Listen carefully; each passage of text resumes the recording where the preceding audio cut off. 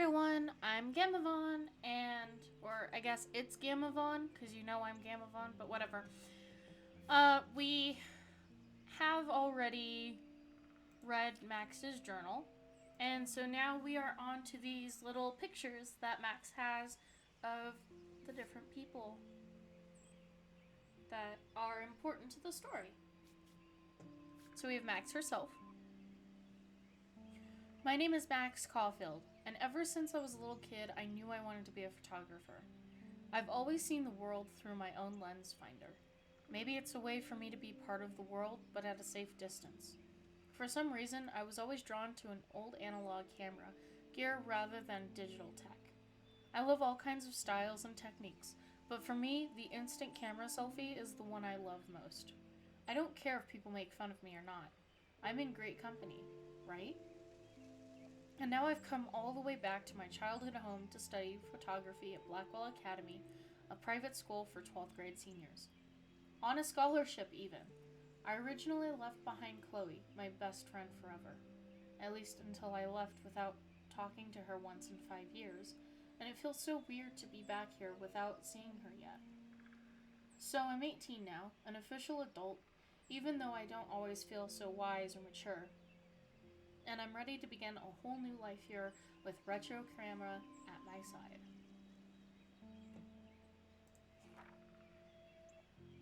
Not only is Mark Jefferson one of the best photographers in the world, he's also my teacher, and one of the reasons I wanted to come to Blackwell. How often do you get to be mentored by one of your inspirations? I've always loved his deco and goth style, and he's so versatile with all of his incredible print and advertising work.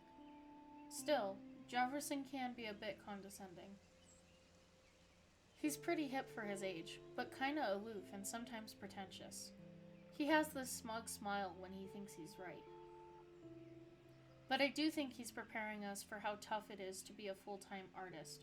He acts like he understands my own work and obsession with analog images. He really wants me to enter a photo in this Everyday Heroes contest, but I've done a good job of avoiding that. The winner gets to fly to San Francisco to represent Blackwell Academy and get national exposure. I'd like to think my work could be good enough to win, and I'm honored Jefferson even bugs me about the contest. I can't figure out where Principal Wells is coming from. For some reason, he seems to be suspicious of me at all times. Who knew I was that much trouble? He wanted to know why I was zoning out in the halls. I stuttered like a fool. He has so much power over my scholarship. I get uber nervous around him. I've seen him laughing with other teachers and students, so I know he must have a problem with me. He also seems a little stressed out. I would be too if I had to oversee Blackwell and all its drama. I thought I had smelled alcohol in his breath, but that could have just been his cologne, right? But I remember my first meeting in his office, and he was so nice and made me feel like I was becoming part of a special world. He said he hoped I would become a great photographer and someday return the favor to Blackwell. I thought that was a bit of wishful thinking, but it made me feel good. I just need to lay low around him, until I can somehow gain his trust. I knew if I gave Warren my phone, he would blow it up for science. He wants his flash drive back after letting me borrow it for less than a week. He told me to watch everything because he has tons of cool TV shows and films on there. Thank God it wasn't porn. And I am thankful for Warren. He's like a real friend, and we share a lot of the same interests. He loves science, but he really understands art and appreciates great photography. Even though he says he loves my pictures, I can't tell if he's just being nice. Warren is a geek, but he definitely lets you know where he stands. I don't think he would ever lie to me. It feels good to have at least one strong ally, the same age here, and he makes me smile. Then there's Chloe Price. What do you say to your best friend after 5 years of silence? After finding out you saved her life in a bathroom? Nothing. I feel so lame for not staying in touch, or even text. I have no idea how to process seeing Chloe like this again. For one thing, she looks so similar but so different. She's all grown up now, but it doesn't seem like she's only 1 year older than me.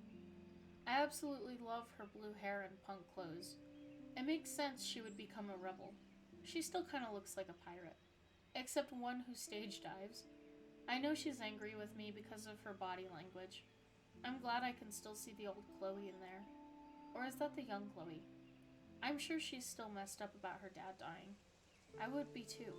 That was a terrible time for Chloe and Joyce. I feel bad because I wonder if I was happy to move away just to avoid the grief. Speaking of grief, it's clear she's all mixed up with Nathan Prescott's shit. I have no idea what's going on between them, but I am going to find out, no matter what. I've forgotten if I've ever seen Kate Marsh smile or laugh in the past month. She's really sweet and nice, even though the other students make fun of her abstinence campaign. Even if they act immature, everybody at Blackwell are seniors, not high school freshmen. She gets a lot of shit, in fact. I know she's involved in a lot of religious groups, but she doesn't preach to me, so I don't care. But she's been extra quiet and introverted the past couple of weeks. She looks like she's in zombie mode. I wish I could help her, but I can barely help myself. I wonder if all that bullying has worn her down. I can see how it would. I have to make an effort to talk to her more often, maybe invite her to tea or a movie. Although she's an adult, I bet she's not allowed to watch R-rated films. Then there's Victoria Chase, the elite of Blackwell Academy and a total bitch. And I hate saying that. I just don't know why somebody who's so rich and beautiful needs to be so fucking mean. 18-year-olds at a prestigious academy should be evolving into artists and scholars, not reality show contestants. Victoria does everything for maximum drama. She actually wastes her time calling me out in class and taunting Kate Marsh. For reals? I wish her parents could see her in action. They'd cut off that trust fund fast. Then again, she's in the Vortex Club, and they seem to own the school, so maybe that's why she doesn't give a shit. The odd thing is that she does know art and photography. She can even say all those French names that break my tongue. Her work is a little cold, but she has a good eye. She also has an eye for Mr. Jefferson, which is so obvious that I'm embarrassed for her. She does everything but sit in his lap. He keeps his distance, though. We can all tell she's trying to win the Everyday Heroes contest. I'm sure it drives her crazy when there's somebody she can't buy or seduce. Ha! Where is Rachel Amber? Even though Blackwell Academy feels so remote and tranquil, you still get sad reminders of reality, like missing person posters literally wallpapered all over campus. I already know her name through osmosis. I guess she was a popular student here and vanished 6 months ago. Rachel has a great picture on her missing person poster. She looks posed and pretty, like a model. Of course, I wonder who took the photo. Did she run away from home? I'd like to hope so, for her sake. It's so depressing, and I feel awful for her parents. What a shitty thing to go through. No matter how much Blackwell seems like a secret bubble of knowledge, you can't escape the real world. Just when I thought Victoria Chase would be the worst of my social problems, now I have to deal with Nathan Prescott. But I guess he was the one who triggered my crazy rewind power by shooting that girl in the bathroom. He's 19 and already a scary fucking prick. I guess I have a little advantage on Nathan by being able to manipulate time, but if he shoots me, I may not be able to reverse anything. I have to be careful around him, especially since he's obviously got friends in high places, as his family last name is practically branded on every building here at Blackwell. His money against mine. On one hand, I do feel kind of bad for Nathan because he doesn't seem to be in control, like he's doped up or over-medicated. On the other, he's an asshole who nobody has called out, and he almost did kill a girl on campus. Should I go straight to the police? What do I say about my rewind power? Like I'd say anything. I just have to watch my own back from now on. Oh, school days. Whoa. I swear that security guard is the biggest ass here, and that's saying a lot. He always treats everybody like they've committed a crime or they're about to commit one. He grilled me in the hall today, and I thought he was going to arrest me. I don't know much about him, but I heard he was kicked out of the army or something. So of course he would end up at Blackwell Academy in charge of security. Aren't you supposed to feel, I don't know, secure on campus? Bro dude swaggers everywhere with that badge and gun, like he's looking to tase somebody. He would make a good photo portrait of authority, though.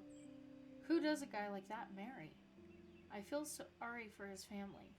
It would be like living in the barracks. Shudder. Just another person I have to avoid at Blackwell. Collect them all. And that's it for this little photo thing. We've got 2 more people, but we don't know who those are yet, so stay tuned and I'll read them when they pop up as well. Thanks so much. See you guys in the next video.